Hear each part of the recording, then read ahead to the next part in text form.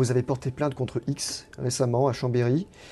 Pas tout seul. Pas tout seul, avec trois députés, autres députés Europe Écologie Les Verts, pour mise en danger de la vie d'autrui concernant le projet Lyon-Turin. Alors là... c'est une très bonne question. Autant vous le dire tout de suite, on a été assez décontenancé.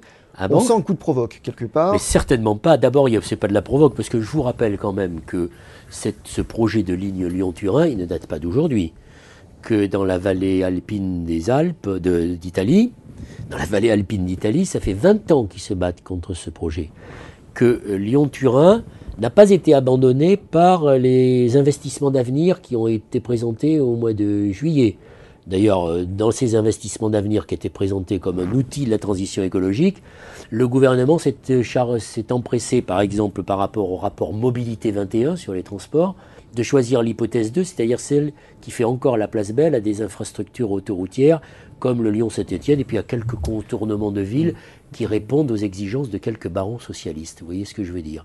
Lyon-Turin, c'est un projet de 30 milliards d'euros. Je dis bien 30 milliards d'euros, c'est-à-dire à peu près la somme qu'il faudrait utiliser et répartir sur la mise en conformité ou sur la rénovation de lignes ferroviaires qui pourraient accélérer le transport des camions sur les trains.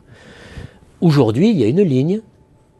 Cette ligne, elle fonctionne à 17% de sa capacité. Vous savez combien de camions passent entre le Mont-Blanc et le Fréjus? 1 258 000 camions. Or, un camion, c'est une charge moyenne de 16 tonnes.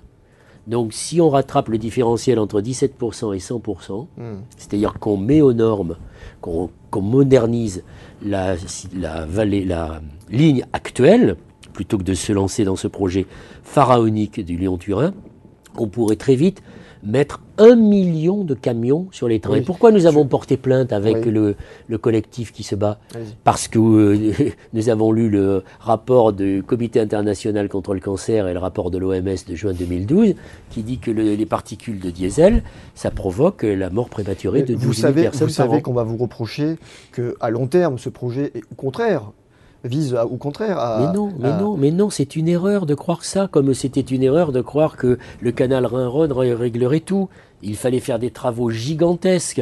Donc la question, elle est comme les lignes TGV, on en a abandonné quelques-unes. Quand vous faites une ligne TGV, vous prenez d'abord beaucoup d'emprise, et puis vous ne facilitez pas le transport des camions sur les trains. Aujourd'hui, moi je suis dans le sud-ouest. On a abandonné fort heureusement la ligne... Bordeaux-Irun. Mais sur la ligne Bordeaux-Irun, on pourrait faire des travaux aujourd'hui qui coûteraient 10 fois moins cher que le projet de ligne TGV, qui permettrait d'éviter que devant Bègles passent chaque jour 7500 camions.